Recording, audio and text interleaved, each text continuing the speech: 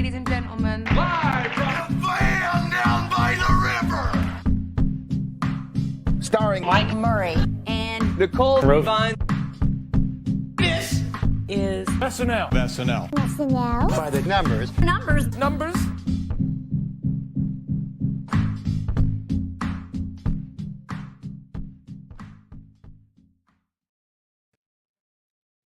Hey everybody, happy Wednesday for another episode of By the Numbers. I'm on episode 938 of the show, hosted by Steve Martin and Martin Short, and I'm joined by the fantastic, the wonderful Bill Kenney. How you doing, Bill? Doing great, Mike. I'm so excited to talk about this show finally. Been waiting for 4 or 5 days now to really dive into all the things that happened on Saturday and the history of the show with Steve and Marty. So, and I'm still trying to dissect your opening segment, just so you know. I've been listening to it like with that Pruder. What's that? I haven't revealed the answers yet, so I'm waiting. One time, someone might submit, try to guess all the voices in the intro. I've got about 4 that I'm missing that I'm really struggling with. So I listen to it like the Zapruder film. Like I try to narrow it down. I'll have to share what I have so far with you at some point. Yeah, definitely. I mean, I tried to cover a lot of base with that, a lot of eras, some hosts, some cast. But anyway, yeah, I took a look at who was coming up and our awesome roster on this podcast, and I was like, I felt like I had the 199th pick in the 2000 draft by getting Bill Kenney to comment on the Steve Martin episode. So I was thrilled that you could join us right here. Definitely, I'm thrilled to be here. Anyway, so yeah, let's dive in. No time to waste for a show like this. It's I feel like going in. Please tell me if you can think of a bigger one, but an episode, not for controversy or some reason, but like an episode that heading in, I was like, no matter what happens on Saturday, this is historic. Steve Martin hosting for the 16th time. Martin Short hosting with him. It's his 4th time, former cast member, maybe some unbeatable records. So Steve Martin instantly became the oldest man to ever host a show, and Martin Short's right behind him. And then Steve Martin, between his first hosting stint, which was way back in season 2, 1976, till Saturday, it's been 16,849 days. So unless Paul Simon, Candice Bergen, or Elliot Gould host again, I think that might be an unbeatable record. So just the gravitas, the history, all this momentum leading up. What was your hope going at the episode? So before you even saw the cold open start, what were you hoping to see or expecting to see? I was expecting to see more cameos, but it wasn't a necessity. I was hoping they would kind of lean into more of the history, maybe an Aykroyd, doubtful, but maybe a Chevy, maybe even a Billy Crystal. But it wasn't necessary because these two icons being on the show together for the first time together like this, hosting in 36 years, was enough. And I mean, my expectations were very low. It's the only other time I can think of this in the last 5 or 6 years was Sandler and Eddie Murphy. And for very different reasons. Those were both prodigal sons coming back to the show. And this was not that. These guys have been friends of the show, even if they haven't been on in a long time.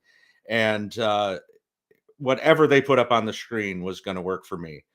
The only other thing that I kind of hoped for, but also wasn't necessary, was maybe some recurring characters. And we didn't get any of that, but that's okay. Well, I guess just before we move on from that, if you could have had one, would have been for a recurring character. I mean, if you were going to have Steve Martin, you got to do the Verstrunk brothers, but then of course you need Aykroyd. Right. And Couple you need Aykroyd for. Yeah, and I mean Marty, obviously Ed Grimley. You're not going to do the synchronized swimming because you're never going to get Christopher Guest or Harry Shearer in the building. So, yeah, it would have to be Ed Grimley for him. But maybe he feels like he's too old to do that now. I don't know. Right. I mean, it's really tough to. I'm so glad we have the opportunity to talk about a show like this, especially a 3rd season of the Saturday Night Network covering a lot of interesting episodes. Went through COVID, and we went through the Elon Musk's and Kim Kardashian episodes and things like that. So you get to an episode, it feels like a real reward, and then when you see it, it's tough to dive in and dissect it. But that's kind of the most exciting part of it, because it's it's hard to say, oh, that was a good show or a bad show. It's a historic show. So yeah, who better to have than Bill Kenney on? And I wanted to ask you right before we moved on too, is do you remember as a kid or your first exposure to either Steve or Marty and becoming fans of them? Was it via SNL or something else? Well, I've mentioned this a long time ago on the podcast, but my first season watching live was season 12, which was the season that they hosted. So there is that connection there. But the summer before I started watching live, my dad let me watch the first 5 seasons, which were airing on PBS of all places. And they were uncut. So you had the whole, 100 minutes of the show. And I was convinced that Steve Martin was a cast member, as many people have said throughout the years, because he was on so much. So I think, maybe it was the 6th or 7th season, episode of season 12 that Steve and Marty and Chevy Chase came on. And that was really the first time for me, like, oh, wow. Like, look at the history of the show. We're only 12 seasons in at this point, but look at the history of the show already. You've got somebody from the early 80s, you've got Chevy from the original cast, and you've got Steve Martin, one of the most tenured hosts of the history of the show, even then. So that was kind of like worlds colliding for me back then. And of course, I had seen Steve's movies. So I was very well aware of Steve Martin the first time I saw him on the show. And I just had to throw this out there because people have been waiting for this episode, and then it came out. Is for me as a '90s kid, I haven't heard this movie mentioned maybe ever, but I discovered Martin Short from a movie called Jungle to Jungle. Do you know that movie, Bill? I do It's not. like a Disney movie with Tim Allen. It's not for, it probably has a horrible Rotten Tomatoes score, but Martin Short's in it, and I don't know. That's how my first time I ever saw Martin Short. Wow. Maybe Steve Martin should have mentioned that in his eulogy to Martin Short. Yeah, I mean, I definitely, Santa Claus came out and stuff, but I didn't see the third one that he's the when he plays Jack Frost, but it looked bad. Yeah. Anyway, a lot has happened since then. We should touch on the season that we're in. So Bill has actually been on the season, so he's kind of like a Candace Berger or a Buck Henry for appearing again, even in the same calendar year. I feel like you mentioned Steve Martin being, people think he's a cast member. I kind of feel that way about people think John Mulaney is a cast member because he's a writer and kept popping up so frequently after he first hosted. But yeah, 16 times. I hope he comes back for a 17th. He's got so much left to give us. So please come back, Steve. Anyway, Bill was on after the Megan Thee Stallion episode, which to me feels like 4 years ago at this point. Mid-October, Megan Thee Stallion did double duty after a Miles Teller and Brendan Gleeson first 2 shows. And I don't know about you, because I haven't talked to you since the last time. Do you think the show has changed at all or gotten better? Are you feeling like they're selling more, or are you kind of hoping that you'll have a good Christmas episode after this historic one? And are you looking forward to turning the page for 2023? Well, I think the last time I was on, my only kind of gripe about the season that had been kind of up and down with the writing. We had seen the cast kind of step up, fill the shoes of all those icons that had left. But the writing was a little iffy 3 episodes in. But I think it was right after that where we kind of hit the stride of the season. As a baseball fan, as you know, I'm sure sports metaphors are going to be all over the place here tonight with the two of us. So, but they say the first kind of milepost in the baseball season is around a Memorial Day, right? We're about a third of the way through the season. You're kind of getting a feel for where your team's going to be that year. And I feel like that's where SNL is too. We're about a third of the way through, and the cast is gelling, in my opinion. I feel like we've got a lot of good combos together. Sarah working with Please Don't Destroy, Cecily, as always, working with Bowen is as strong. But we've gotten new ones too, with Heidi and Chloe working together. So I feel like it's a very solid season at this point. I think our worst fears going into the season was that we were going to kind of get that nutterific season 20, mix of three different casts and just nothing's working. And you've got the Janine Garofalo's over here and you got the Adam Sandler's over here. And is this cast going to find a way, being so big and so diverse and so different from different eras? Are they going to be able to find a way to work together? And I think they have. So I, right now, am very pleased with the way the season's gone. I think since Jack Harlow, we haven't really had a miss. Do you think that the Harlow one was a miss? No, I think that was the beginning of forward. Yeah. Yes. Totally agree. Yeah. Getting the Tom Hanks, getting the funny sketches with David Pumpkins and Bobby Moynihan. I think that was kind of the beginning of the real season. Yeah, big time. I mean, we talked a lot about like season A, season B, and season 46 about, the identity of the season can shift so much. So I've been comparing on the show this year. I keep bringing this up that since it's a week to week thing, it feels very much like NFL because a team or a cast member can be so hot and then go cold, and just the opposite can happen so easily.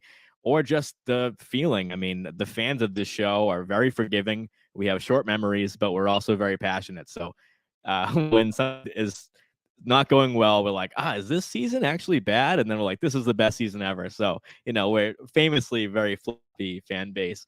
But I was going to ask you, I brought up, this is our third season podcasting, and I feel like season 46 was defined maybe by COVID because they came back with an audience and, with the first responders, small audience, masked up, and they had, a lot of challenges.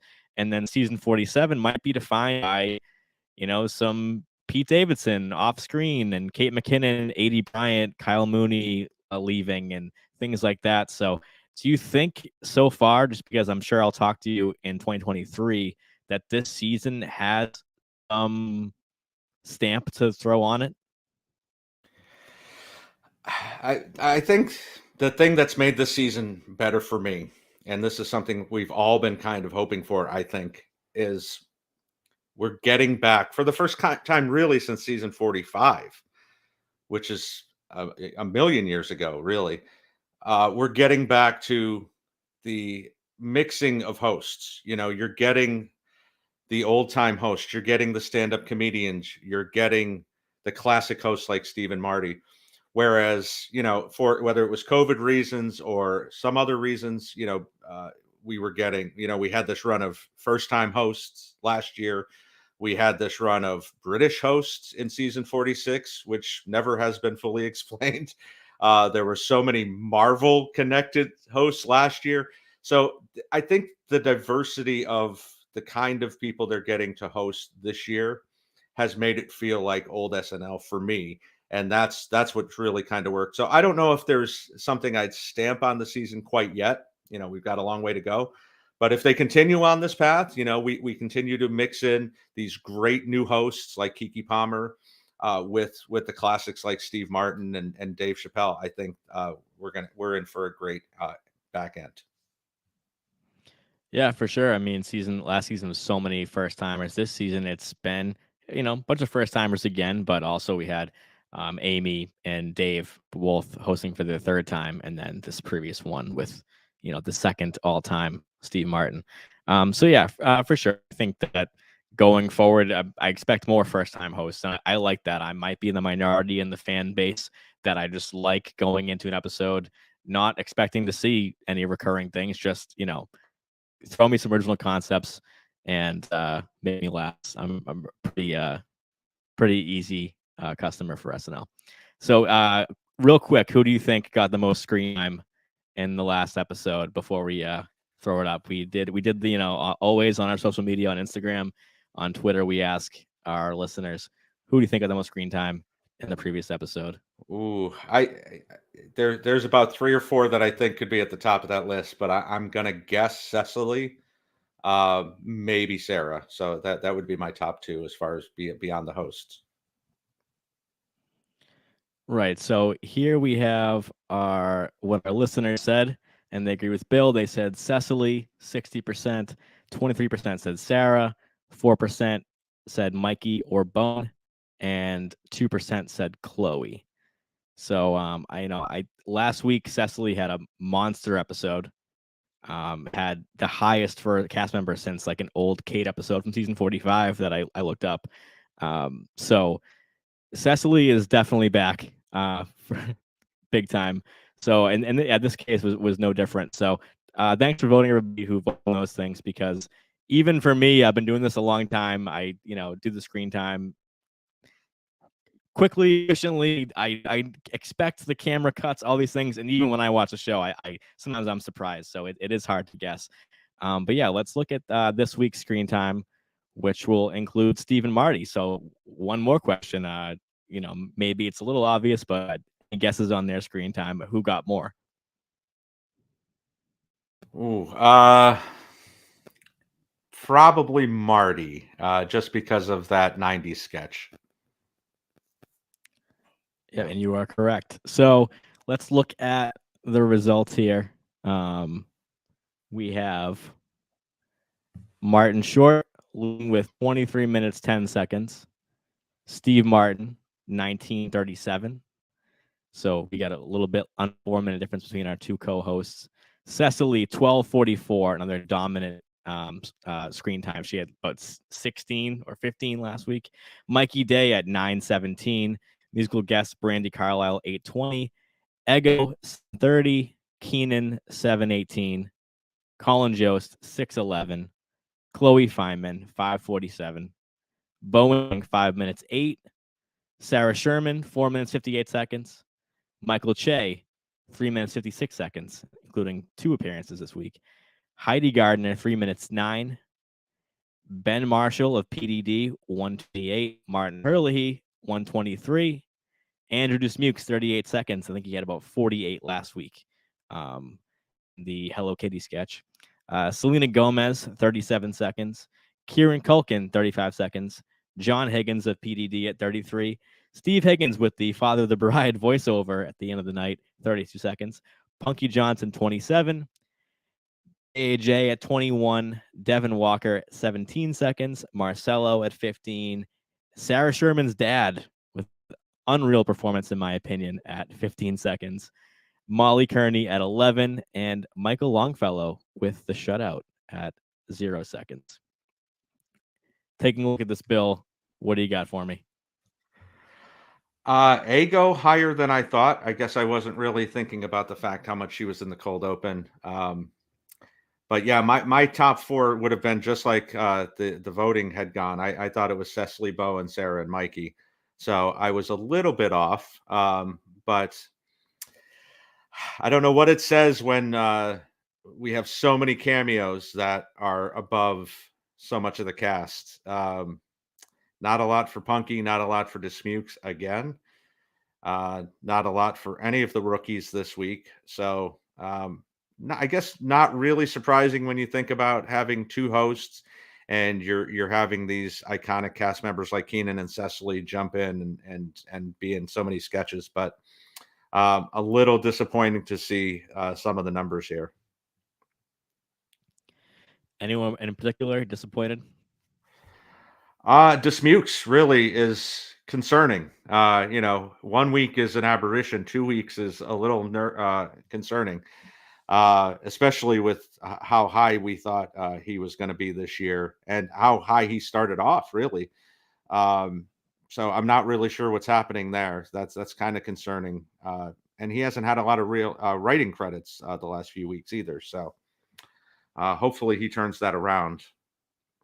Yeah, that's a surprise. I think Sammy K was with me last week, and he, we talked about Michael Longfellow and Dismukes were his 2 picks of, to bring up cast members, and just saying that, there could be a little competition, maybe, friendly competition, but just of role accessibility for those 2. So in this week, we could look at what happened this time. We have almost no Dismukes, and we have 0 Michael Longfellow. And the last time a cast member was shut out was last season in the Selena Gomez episode where we had no Dismukes. So the streak is over for me. I keep saying on the show that no one's been shut out yet. and Longfellow was there, and he was in, I think, 3 sketches that were cut at dress. So it just wasn't in the cards. I was going to say, I heard you say last week about how long. I think that's kind of like talking to the pitcher during a no hitter. You jinxed him last week. It's possible. I mean, I think I'm actually, if I'm being honest, I'm surprised there weren't more shutouts. Yeah. We were talking about going this week, expecting a lot of cameos, and by our definition of a cameo, there was only 2 really. It was Kieran Culkin and Selena Gomez, because and I also threw on here Jimmy Falley and Alex English, who were in 2 of the bear suits. So then the PD boys, Sarah's dad, Steve Higgins doing voiceovers as always.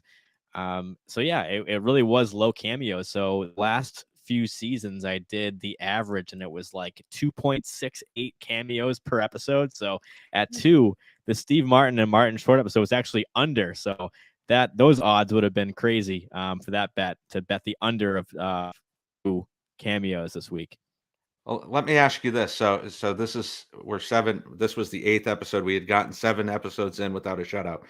You may not have this, and I'm not putting you on the spot, but do you know the last time we got 7 episodes in without a shutout? My guess off the top of my head would be the late 90s. So I don't know.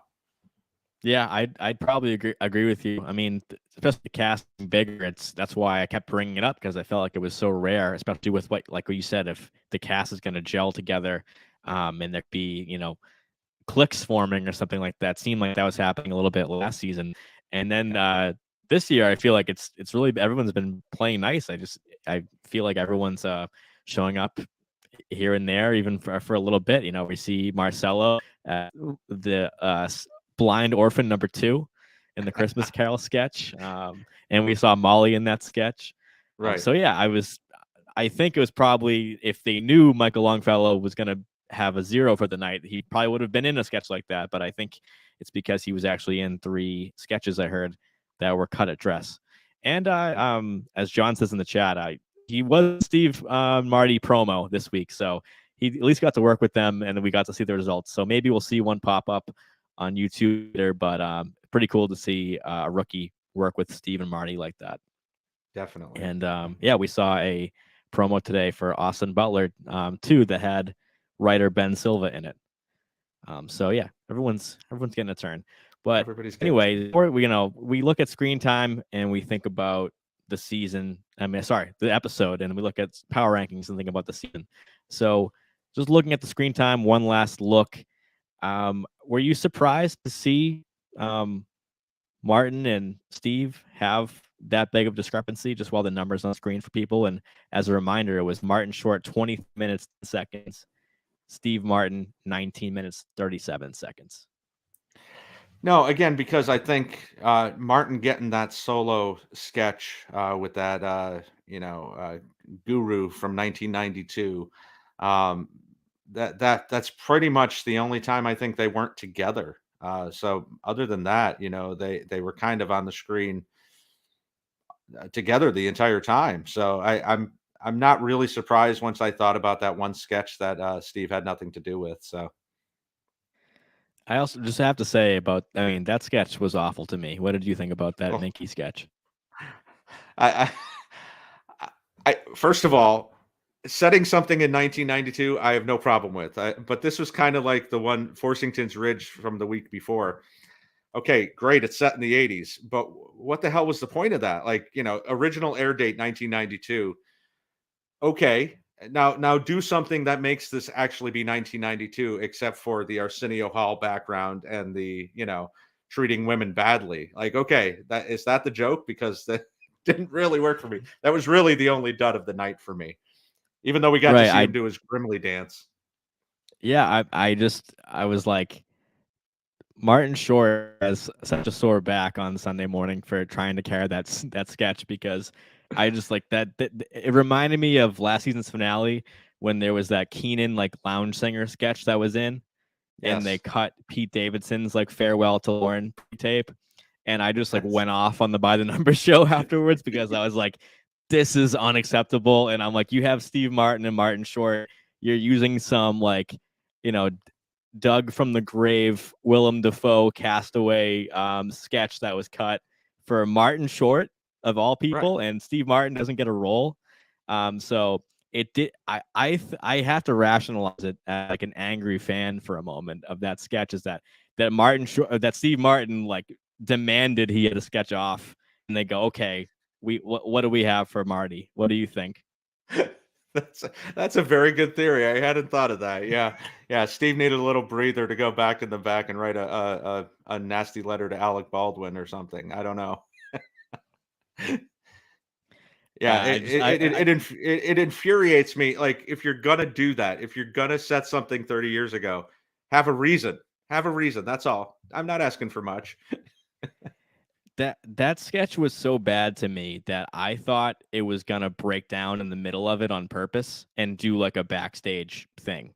Like, let's set Marty up in the worst premise so Steve can come in and just like undress the set, basically cancel it, something like that. Because I'm like, this would be perfect. SNL has done so many great talk shows and parodies of different eras. And, Marty is such a great guy to play a really lame host who's doing, his dance, and Heidi Gardner being the awesome hype person. Like, all the ingredients were there, because I feel like we didn't get that really like condescending Steve a lot in this episode. And I'm like, I was literally sitting there waiting. I watched the show live. Of course, it was an appointment TV this week. And I'm like, this is going to break down. And then it just, the pulse never changed. It never got any better or worse. And then it just sort of ended. And I'm like, this is a little bizarre. Let's move on. just kind of an excuse to do some bad dick jokes, really. I mean, that was pretty much it. Yeah, I thought they deserved better. But everything else in the night I liked. So I had to bring that up. I'm usually more positive on the show. We're going to look at the power rankings. So like I said, Bill was here after the Megan Thee Stallion episode, so much has changed since then. And I think one person in particular is going to be obvious, who's really changed the most. But so we got him up here now, and read them out for our audio listeners. But so again, power ranking, it's an average of screen time and appearances, tons of stats into one number. Number 1 in the cast, Kenan Thompson, 102.8. Number 2 in the cast, Heidi Gardner with a 90. Bowen, number 3 with an 89. Number 4, Ego with an 87. Number 5, Mikey Day at 85.8. Number 6, Cecily Strong, despite 3 zeros from the open of the season, is now in 6th place with an 85. Number 7, Chloe Fineman with a 76. Number 8, Colin Jost with a 75. Number 9, Sarah Sherman with a 61. Number 10, J.A.J. with a 60. 11, Michael Che with a 52.8. Number 12, Dismukes with a 52.7. 13, Michael Longfellow with a 44.4. Number 14, Punky Johnson, 38.9. 15, Devin Walker, 36.5.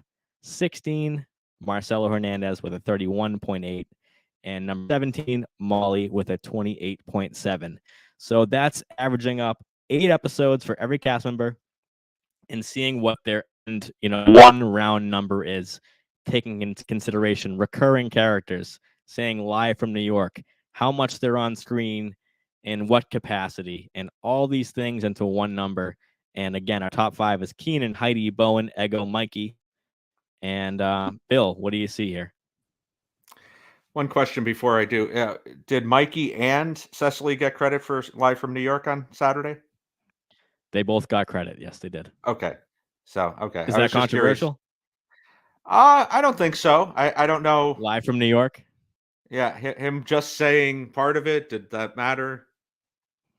There's been, over the history of SNL, there's been a lot of Live from New Yorks where someone had an incomplete live Saturday night, or someone came in at the end, or, even like I remember having this, I felt the most bizarre. I mean, this happens too often in my SNL stats career that I bring it up all the time, that me and John are in a group chat discussing the most minute details. And I'm like, not all the moms in the Elon Musk Mother's Day opening set after New York. And I'm like, we got to count all the moms though, right? They're all supposed to be saying. I think some forgot. That's So fantastic. yeah, there's a lot of different variables. Okay. All right. Fair enough. Well, so the first thing that kind of jumps out at me is kind of the perception of two sophomores. So, a lot of talk about Sarah being, having an MVP type season. And I agree. I think she's having a phenomenal season. And she's filling those roles that we didn't know if they were going to give her, if she was going to be stuck in these squirm roles. But then you have James Austin Johnson right below her, who, the phenomenal rookie season. And it's almost like his season is looking like a sophomore slump, but they're so close together. So that, I mean, the perception of just the thought of it. And I think part of the problem is that, they're not doing as many impressions as they did last year. But James is also not getting all those regular roles that we were hoping for at the beginning of the season. And Sarah is. So, is his trajectory going to continue to go down, or are we going to find a way for him to, get back up towards the top? Very, very interesting. Yeah, that's my storyline. I was trying to lob it up, hoping that would hit a home run, and he did, which is that for the first time in their careers as, two rising stars, Sarah Sherman is above JAJ in the power rankings. So the reason we follow this stat and I update it so much is because it just shows a steady line from beginning to end of the season or an SNL career. And as I go back in old seasons, we can draw parallels objectively, so that's why it's fun. Is that not only is Sarah for the first time in a top 10, like I said, number 9 in JJ's number 10.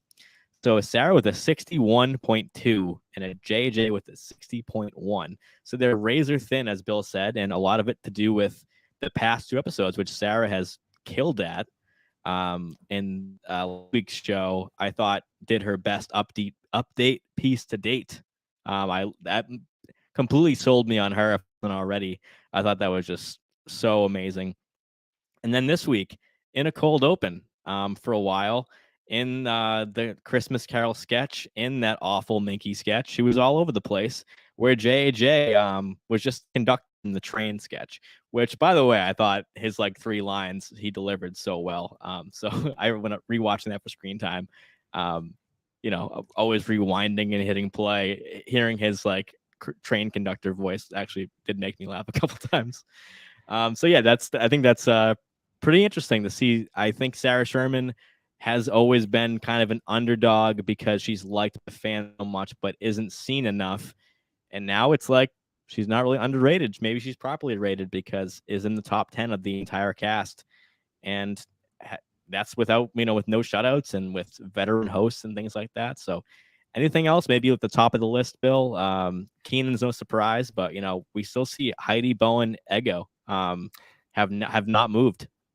Yeah, still seeing the ones we think we'll see at the top. I was worried not seeing Heidi at the beginning, after update, until that horrible Minky sketch.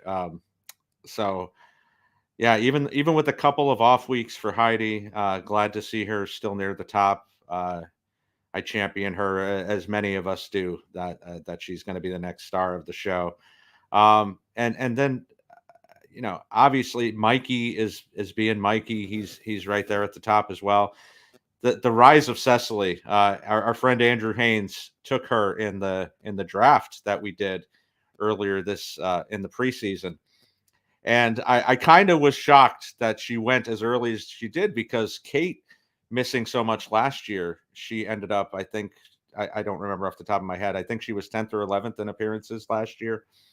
And I thought, well, there's no way. Well, she came back early enough to make up for that time. And wow, has she made a comeback. And I'm sure she'll be in the top 5 within the next couple of episodes. Yeah, I remember doing my little draft analysis and being like, well, that's the best draft right there is Ego and Cecily. I mean, if that doesn't win, something, something seriously bad has happened. And yeah, if we didn't count Cecily's 3 absences, she got 0, 0, 0 right off the top, and then had every episode has been huge for her. Other than the Chappelle episode, which may have been by choice.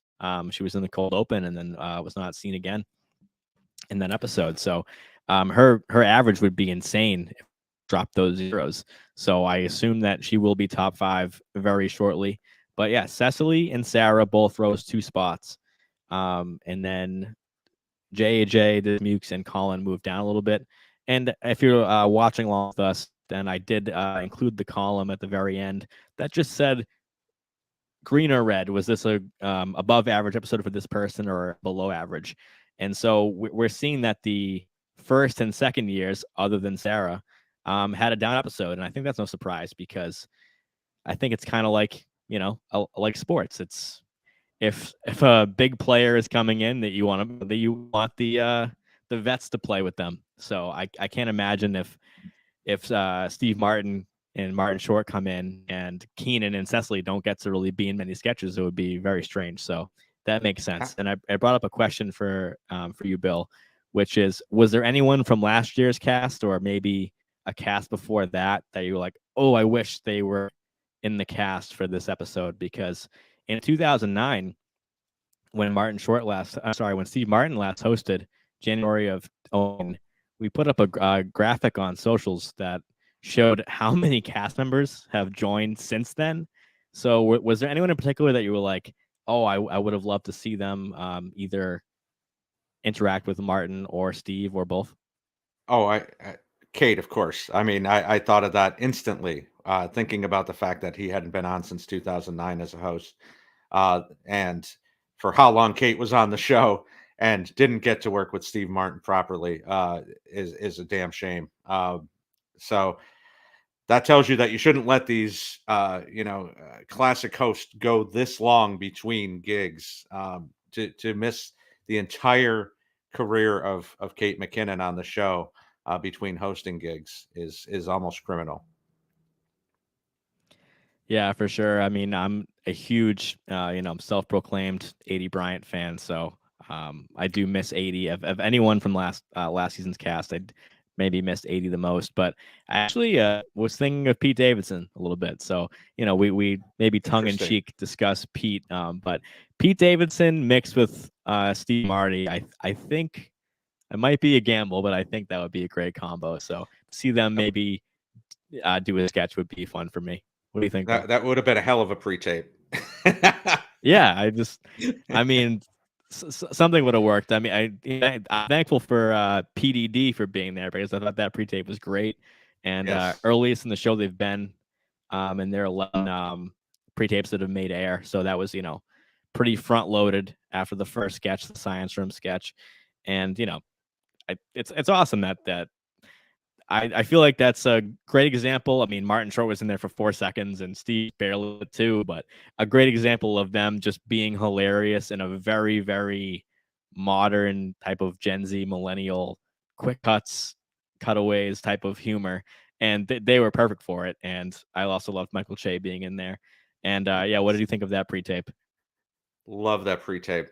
And that was maybe the best example of, the reason we want to see these people so much, because connecting these eras of the show, and to think of Marty being on the show in 1984, or as you said, Steve hosting all the way back in season 2 in 1976, and sitting next to a Chloe Feynman, or working with PDD is such a treasure to get something like that, to see. I think Rebecca said on the roundtable on Monday, like, the generations that these two cover is just phenomenal. And I think the PDD sketch was the best example of that. Seeing all these different eras kind of mixed together, seeing them work so well with such a new concept as this pre-tape was. So fantastic. One of my favorite PDDs. Yeah, I loved it. And again, one more time, shout out to Andrew Sherman, because I mean, performance gave me chills. I mean, it was scary, it was funny, it was everything. And someone asked how we knew the name, but if you actually pause on the Zoom, it says his name on the screen. And yeah, it's Sarah was real dad, but Sarah was playing a character named Chelsea. So that's kind of funny that they at the end they said, Sarah Sherman's real dad, but she wasn't playing Yes. herself. And Sarah's Breaking all kinds appeared of as- walls. Yeah, and it was also Sarah's second time playing an ex of John Higgins. She played Yeah. the ex Angie in a early pre-tape last season, and now she's Chelsea the ex. We also have Courtney the ex, which is Chloe. So we need to find John Higgins a suitable girlfriend that his friends like, I guess. That is fair. I brought up Molly last week and how I think they're a great fit for PDD as well. So seeing the Absolutely. election night sketch in the Chappelle episode, the 10-1 pre-tape right there with PDD. Anyway, yeah. So I think that's a good example of seeing them interact with the new cast, but also just seeing Sarah rise. And then I'm also a little bit on. It's too early to tell, but I'm a little danger watch on Devin Walker because I feel like they don't know how to use him, because early on it's like, first episode gets better second episode, huge third episode with Megan Thee Stallion. He was great in the classroom sketch. He was great on Update. Drops back down. You go, okay, it's the yo-yo of being a rookie. And then nothing has really been too high from there. So he had a 125-point episode with the Megan Thee Stallion one. Since then, his highest has been a 37 and a 41, which is like, not terrible, but not good. And I should make a stat about how many times you play a delivery person, because Dismuke's first appearance on as a cast member live. Dismuke's was in Kristen Stewart's monologue in season 35. When he was a cast member in 46, he was played a camera guy in the Drew Barrymore show pre-tape real quick. And then he played a Buffalo Wild Wings delivery guy in the Chris Rock Megan Thee Stallion episode. Brought Punky some Buffalo Wild Wings and walked off. And now Devin Walker played a delivery guy in the ultrasound sketch, Kiki, and then has now played a delivery guy to Cecily in this cold open. And that was it for this show anyway, for the Steve and Marty show. So I don't know. Do you have any advice for how do we get our guy Devin in more things? I think he's got plenty to bring. We don't want him to fall into a trap here. Well, we definitely need, for both Molly and Devin, some weekend update. Where I know Devin was on once. I'd like to see Devin's second appearance on Weekend Update. And you just have to find that niche. I feel like, Michael Longfellow's second appearance on Weekend Update was so much better than his first. And I feel like Devin struggled a little bit with his delivery during his Weekend Update appearance. I'd like to see him get a second chance, like to see Molly get their first chance at the Weekend Update desk, because that can just get you going. Now, you can also end up as a Lauren Holt, but at least it gives them a foot in the door. I don't think there's anything particularly wrong with the way any of the rookie seasons are going, other than the shutout this week for Michael. We've seen a lot of them. I feel like, some episodes have been better than others for them, but, and Michael breaking out as much as he did for a few episodes, kind of taking the Dismuke roles. But I'm happy to see what the four of them have done together. So I think Weekend Update is the key, though. Yeah, definitely a good chance to get a camera on you for a while. Devin has 21 appearances. That puts him above Punky, puts him above Marcelo, puts him above Molly, and of course, Jostin Che.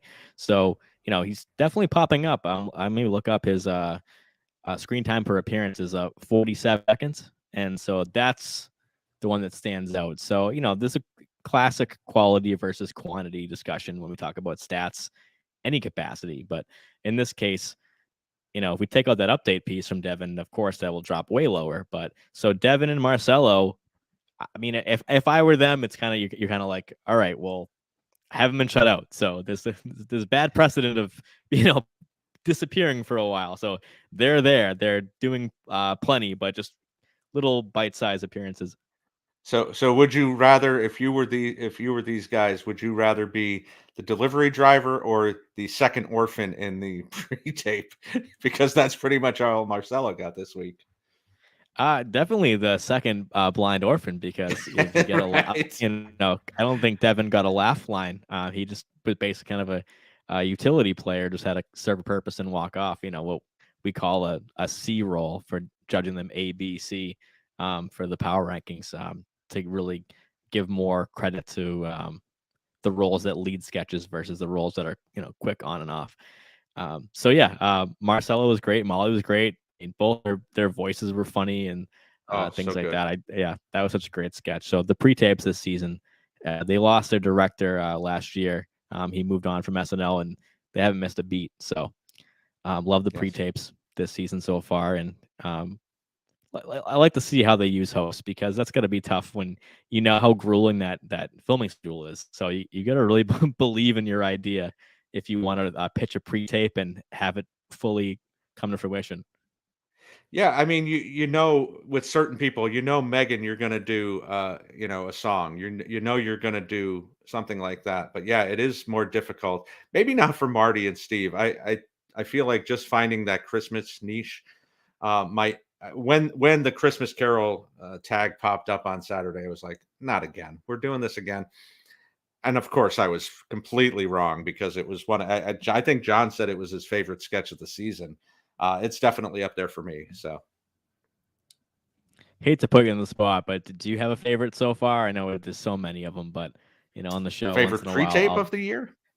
pre-sketch anything. I just feel like when I have Bill Kenny's ear, I gotta I gotta use it. Oh boy, I'd have to think about it, but I think Christmas Carol would definitely be up there. Right. And do you think that when you see pre-tapes like that pop up, are you I just heard you say that you were like, "Oh, not this again." But I feel like the trust in pre should be high right now. Do you agree with that? Very high, yes. Okay, cool. I think that's just watching for so many years. You see the game show thing pop up, you see a certain kind of pre-tape pop up, and you go, "Are we doing?" And then you're proven wrong at least 50 to 60% of the time that it's going to be really great. So that's my only concern. You don't want to go to a well too much, and Christmas Carol has been done over and over and over and over again. So, but they found a new way to do it, and you do have to trust that these people know what they're doing, and at least give it the chance to get through it and see what happens. So we have had 18 pre-tapes this season and 42 live sketches. So combine those, we get 60. So basically 1/3 of our material that falls outside the categories of music, update, monologue, cold open. So basically 1/3 of those have been pre-tapes, and they're always a little shorter. So yeah, I think that we talked about it on the show a lot, but nothing new for the show, but it is certainly an avenue to bring new ideas to the show. So I'm definitely always excited for that, and just don't want to fall into any tropes too. PDD has a thing going for them that they have established they can do anything, which is fun. But maybe I'm excited that we're not always doing. It's not always going to be a rap song or always going to be a commercial. So something like Exactly. Christmas Carol, I know they put up a Apple Pay thing at the end, which I thought spoiled it a little bit. But that was not a commercial. Obviously, it's more of a parody of the movie. But And they ruined that last year with the fantastic Billie Eilish, yes, Kate McKinnon one. Like, you didn't need the tag. I think Sammy said on Monday, you don't need that tag. Stop. Just not at let all. it play out. I was actually I listened to the roundtable, great show on Monday, and hearing that back and forth, I thought I was totally had that opinion watching it, and I was so glad that Sammy brought it up. And then I really actually liked Rebecca's counterpoint to that. It made sense to me, but as a fan of the show and seeing that tape, what it was, it definitely just left a little bit of a sour note at the end of a great sketch that escalated from beginning to end and then just dropped off with that, just because you already had the button was the glass breaking and Marty's reaction, and then cut to black. That's it. As the old comedic trope goes, don't put a hat on top of a hat. I think that's what this Yes. was. Right. I don't know what the fear is for the show, because they're have a 48 season reputation of doing this, of being able to basically Right. do comedy, do pre-tapes, do live sketches, and you don't need to rely on that type of stuff, because I mean, the pre-tape is amazing. You don't have to do anything else. Exactly. Exactly. Last thing we're going to talk about today before we wrap up is just, I wanted to kind of have an open forum with chat here. Thanks everyone in the chat. And Bill, on just the anomaly, the rarity of multiple hosts, maybe how it affects the cast. I brought that up earlier, how it's, we saw the cast actually a lot in this episode, but whether we like it, that was also discussed in the roundtable. But I wanted to ask Bill if he remembers other multiple host episodes well, or thinks of them fondly. Not necessarily should they happen all the time, but is this something the show should do more of, or it should it be reserved for like a legacy host like Steve and Marty? Well, we put up a great graphic earlier this week about the amount of times that SNL has done this, and it's only been 22 times in the history of the show that they've had multiple hosts, officially multiple hosts. Obviously, there's been other exceptions like Chris Rock waiting in the wings on the Farley hosted episode, and Buck Henry being there for the Miskell Spillman episode. Those don't count. But for the 22 official, there's been, here's some stats for you: 5 romantic couples, 1 band, 3 related, either siblings or mother, son in one case, 6 random pairings like George Wendt and Coppola, and then 7 times it's been comedic partners. If you're going to do it, it has to be comedic partners. The Smothers Brothers episodes from the 80s are fantastic. Dudley Moore and Peter Cook going all the way back to season 1 was a great episode.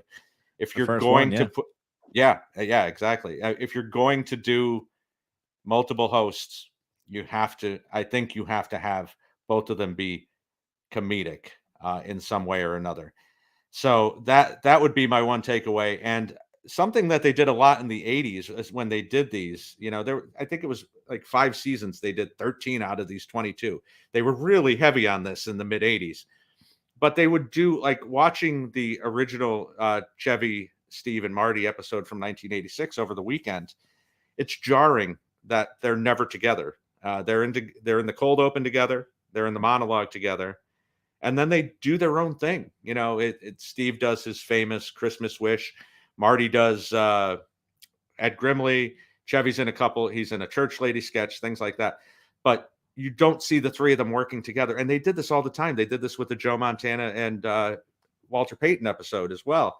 If you're going to do this, let's see these 2 people work together. And I think they leaned into this. The last time they did this with Tina and Amy 7 years ago, they did this as well. Put them in sketches together. That's the whole reason they're there. Let's see what they can do. And I feel like this is something they shouldn't do every year or even every other year. I don't think we should go 7 seasons like we just did. But and it has to make sense. No Mr. T's and Hulk Hogan's. Great way to end it. Yeah. I don't know if this is really a pushback to your take, but one thing I don't like about the 2 hosts together is I don't really want them to be a 2-headed actor. It feels, unless it's organic. I mean, I thought the Science Room worked because great premise, great acting from Cecily and Mikey, and I love the sketch and great joke writing. So I have no problem there. But essentially, that could have been any host doing those lines because they were setting up punchlines. So if bringing it back to that Mickey sketch, if all of a sudden Steve Martin like stood up in that sketch or something like that, like it's a different role. Like if they both hosted that talk show, I don't think it would have made it any better, because serving the same function in a sketch doesn't really do it for me. I remember, I mean, I'll contradict myself by saying great examples, Tina and Amy with the Meet Your Second Wife sketch. I mean, that's, I think, one of the greatest sketches of the 21st century of SNL. But again, that could have been done by one of them, no problem. So I definitely don't like that trend of having multiple hosts. So I kind of do like the idea of what sort of style is this person going to bring versus that other host going to bring. So I guess maybe the Santa sketch would be an example of having a kind of like a leader and a sidekick. You know, Santa and an elf kind of works. In the train sketch, they didn't really flesh out their personalities. They were kind of the same type of person, and ultimately they weren't people, they were bears.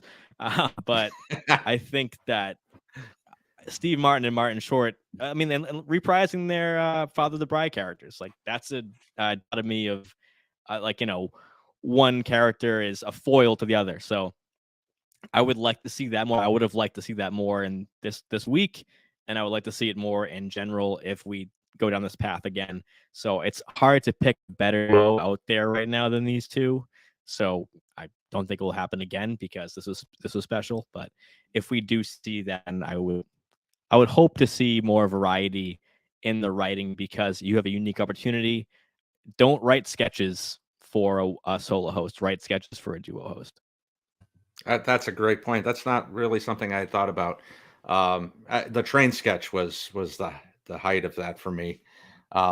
But you're right, the Santa sketch worked as well. I mean, the way they played off of each other was really really funny. So yeah, again, you're right. You're putting two people when you can only when you only need one. Yeah, don't do that. Great point.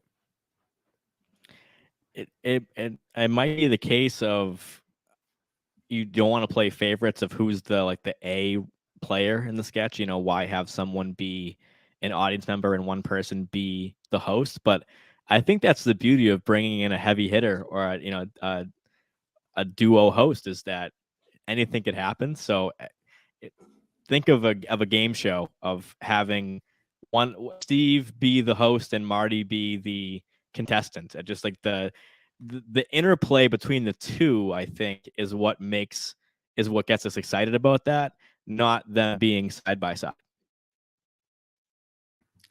Yes, absolutely. Anyway, I tried to see if they affected the cast. It really didn't, if anything, and Stephen boosted the cast.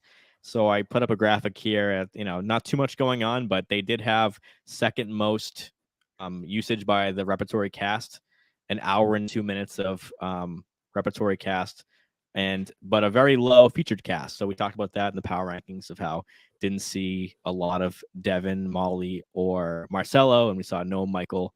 Saw a very JAJ and saw a pretty decent amount of Sarah. So that 6 minutes and 2 seconds of featured cast was mostly Sarah.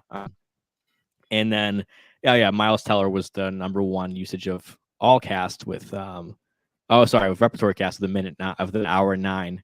But yeah, so I thought going in maybe we'd see more cameos and we'd see so much of Steve Marty might overshadow almost everybody, but in fact, it wasn't the case. So other than the season 1 and 2, it didn't really affect them that much. So thought it was an interesting route to go. And I did look back on previous seasons, and you know they were above average overall. So I figured that might be the opposite, but I think if we saw look at Chappelle, we saw way less cast because of a monologue. So there's so many variables that I don't like to go down that route all the time. To apples and oranges, but in this case, it was so different that I figured I had to. Yeah, I think my prediction would have been actually the exact opposite of what you thought. I thought we would have gotten more parade sketches. You know, as great as Steve and Marty are, they are older. Were they going to lean on having 6 or 7 or 8 cast members in each sketch, or maybe not each sketch, but a decent amount of the sketches? And you know, just kind of mix Steve and Marty in, and they didn't really do that. I guess Santa was a little bit like that, but they were still the anchors of that sketch. You know, as you brought in these kids who were talking about what they wanted for Christmas. Not really a surprise that the repertory got as much as they did, while the featured cast didn't. Obviously, you're going to have people like Cecily and Keenan. Cecily never having been on with Steve either, going back 13 years. So they were probably angling behind the scenes to make sure that they were in as much as possible with these two icons, and be able to say that they were in as many sketches as they could be, probably more so than other weeks. Yeah, great point. I actually, right before I jumped on here live with Bill, I was watching the Steve Martin Holiday Wish on TV for the SNL Christmas special. And of course, Christmas time, Steve Martin, how can you not think of that sketch? I mean, it's like literally maybe one of my favorite top 5 of all time. I can probably quote the whole thing.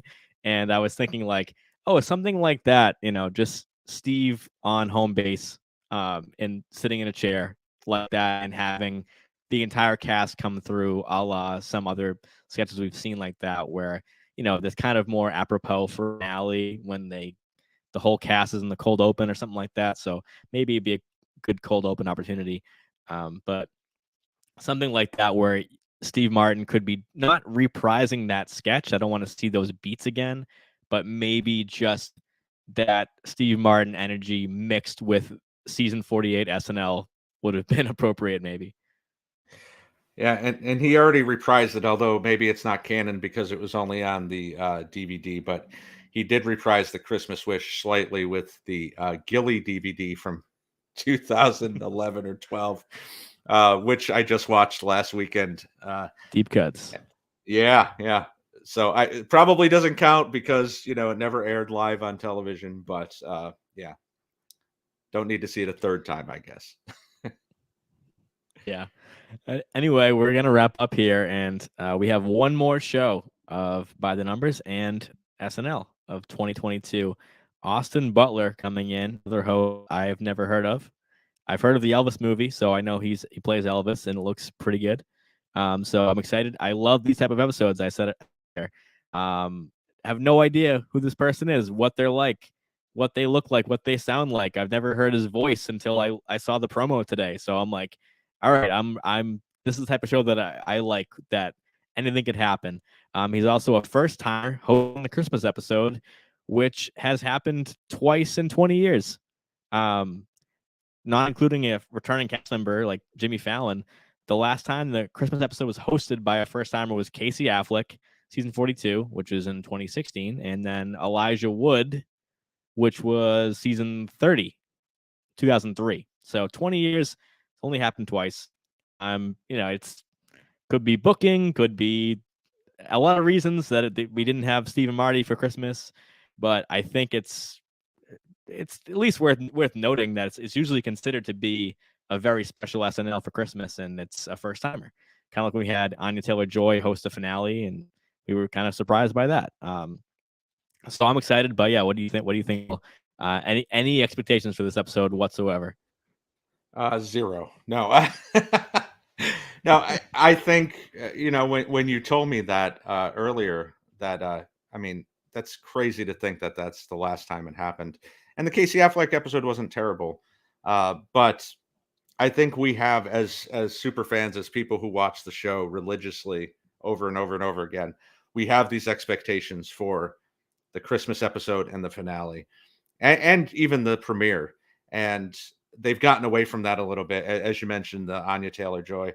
I don't think it matters as much as we make it out to be, only because I feel like this week there's going to be all the cameos that we thought we were going to get last week. I think we're going to see a plethora of not just Selena Gomez for 2 seconds. I think we're going to get a plethora of cameos, some very familiar faces. That's my prediction for this week. I think we get Hanks, or is it too soon? Probably too soon. Yeah. Okay. I heard he's in the Elvis movie, so I don't know if that was a crossover. Maybe he ends up in the monologue. Yeah. That's a good point. But I mean, if I were Hanks, I might not want to pop up so soon after. But he did pop up for Paul. Obviously 5 timers, Christmas, all that last season, and then end up being a bust. But that would make sense if he weren't in the David S. Pumpkins already. Now, do you think we get a Paul Rudd cameo? because his Christmas episode got tanked last year.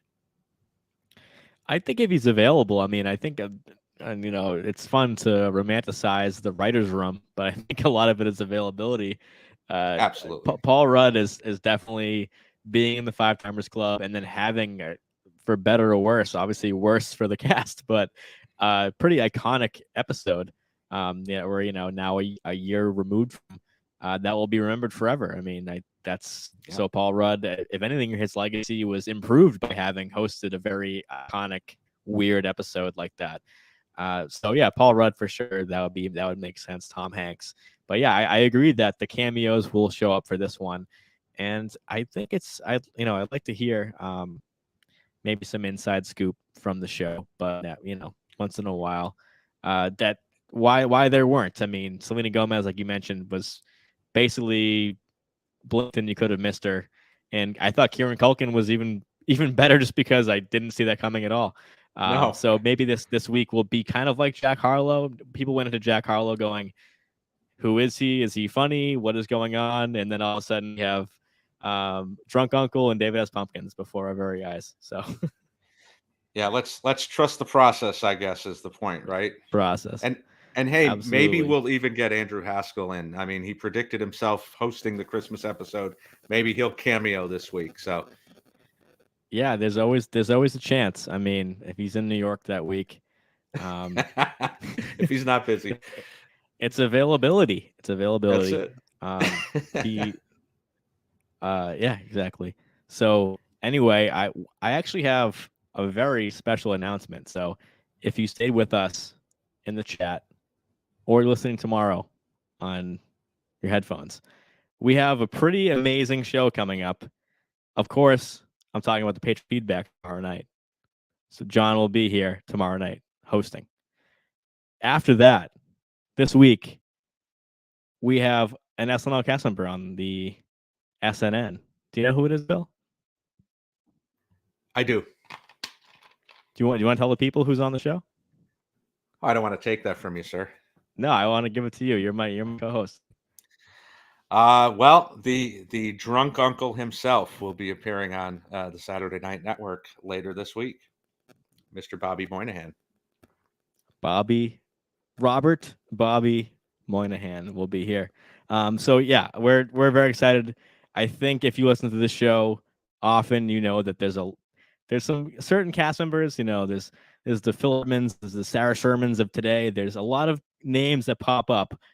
Will Forte being one of them. Sudeikis. Bobby Moynihan might be the one who's just the undercurrent of everybody. Is that we all love Bobby Moynihan. So he'll be joining John Schneider, Sammy Kay, and just it's a great conversation, and we're just thrilled to have him. And I'm thrilled to that he's a fan of ours as well. So anyway, please check out. I mean, why wouldn't you? It's Bobby Moynihan. I'll check anything he does out. So anyway, to wrap up the night for Bill Kenney, where can we check you out? Thank you for having me again, Mike. This is always Absolutely. a blast. I'm so glad I got the chance to talk about the show that I predicted not once, but twice in the preseason. Go back and listen to the tape. You can follow me at BKLove73 on all the socials. BKLove73. I think I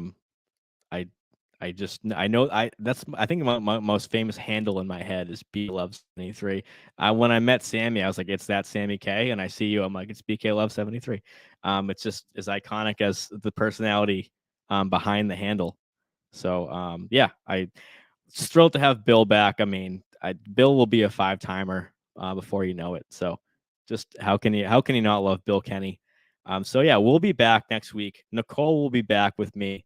Schneider will be here. It'll be our toast to 2022. It'll be Hanukkah. It'll be right before Christmas, and we'll have one more episode hosted by Austin Butler with Lizzo. So Lizzo will be here, not on the show, but she'll be in New York on Saturday. So for the Saturday Night Network, Bill Kenney, myself, have a good night, everybody.